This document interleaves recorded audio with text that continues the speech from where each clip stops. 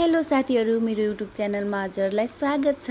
मेरो भ्लग यसरी सुरुवात हुँदैछ साथीहरू। आज चाहिँ मैले डोकोमा खाना बोकेर खेतसम्म लैजाँदैछु, किनभने खेतमा मेरो बुवा अनि दाई दिदी बिहानदेखिबाट धान झुर्दै हुनुहुन्छ, धान मार्दै हुनुहुन्छ है।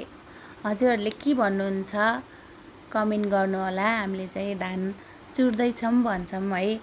अनि यसरी हेर्नु न, डराई अनि मैले ओह्रालो छ कि यो बाटो चाहिँ एकदमै, अनि मलाई डर लागि अनि मैले यसरी हिँडेको छु के। अनि साथीहरू यसरी हिँड्दैछु डराई अनि यसरी डोकोमा बोकेर खाना बोक्दाखेरि रमाइलो छ हैन। अनि यसरी दाइ दिदीहरू सबैजना बस्नु भएको छ खाना खानको लागि, अनि तयारी गर्दैछौँ। अनि मैले चाहिँ खाना हेर्नु न, बोकेको खाना यसरी निकालेर अनि मैले खाना पस्कदैछु साथीहरू। आज चाहिँ यसरी खाना हामीले खाँदैछौँ खेतबारीमा। मेरो श्रीमानले चाहिँ अनि खेतबारीमा यसरी खाना खाँदैछौँ भन्नुभएको छ क्या। अनि मैले सबैजनालाई खाना दिइसकेपछि मैले लास्टमा खाएँ खाना।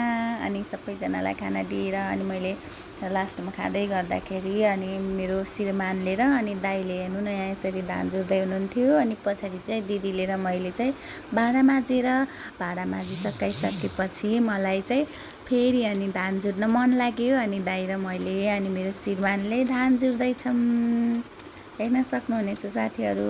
यसरी यस्तो हो नि त, यो हो नि त रमाइलो परिवारको खुसी हैन। अनि यति रमाइलो छ, अनि यति राम्रो ठाउँ, सुन्दर ठाउँ छ। अनि यो ठाउँमा चाहिँ एकदम रमाइलो छ। यसरी कतिजनाले यसरी काम गर्नुहुन्छ कमेन्ट गर्नु ल। अनि हेलो, हामीले धान काटेर भ्यायौँ, अब हामीले धान माडेर भ्यायौँ, चुटेर भ्यायौँ। अब हामी घर फर्किँदैछौँ। साथीहरू हालत यस्तो छ।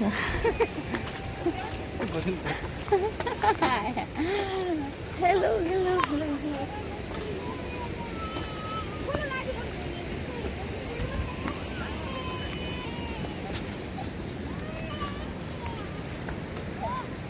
सबै काम सकाएर हामी यसरी हिँड्दैछौँ, घरतर्फ लाग्दैछौँ हामी।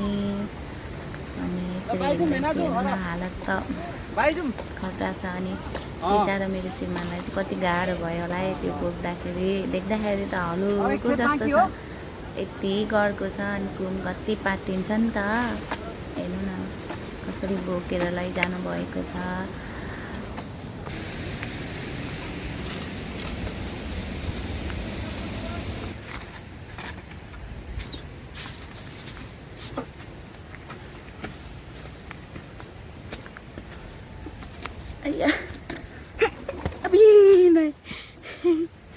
जान्थ्यो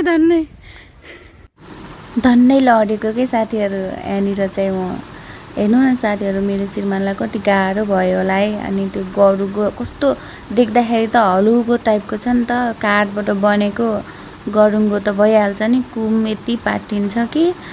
अनि यसरी आफ्नो बारी चाहिँ बिसाउनु भएको छ। अनि यहाँनिर थकाइ मार्नु भयो। अनि हेर्नु न, अनि पसिना मात्रै हुनुभएको थियो साथीहरू। हेर्नु न यस्तो राम्रो भ्यू देखिरहेको छ। धान अझै पाक्दैछ, अनि केराहरू यति धेरै छ।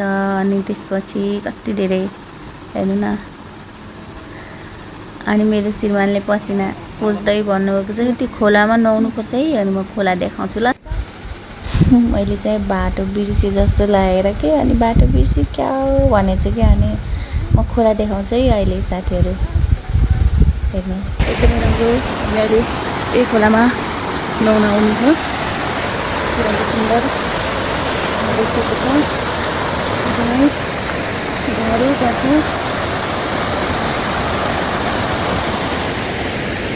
चाहिँ अगाडि हिँडिहाल्नुभयो। अनि मेरो श्रीमान अगाडि हिँड्दै हुनुहुन्छ कि। अनि हेर्नु न धान पाकिसकेको छ, यति धेरै खुर्सानी, बेसार, खाना आउनु है साथीहरू। अमिलो अर्ग्यानिक हाम्रो गाउँमा। हजुरहरूलाई यो भिडियो कस्तो लाग्यो, अनि यो गाउँघर कस्तो लाग्यो? रमाइलो छ गाउँघर चाहिँ एकदमै। अनि भिडियो हेरिदिनु भएको लागि धन्यवाद। बाई बाई साथीहरू, फेरि भेटौँला अर्को भिडियो नआउन्जेलसम्म यो भिडियोलाई लाइक कमेन्ट सब्सक्राइब गरिदिनु होला र हेरेर इन्जोय गरिदिनु होला।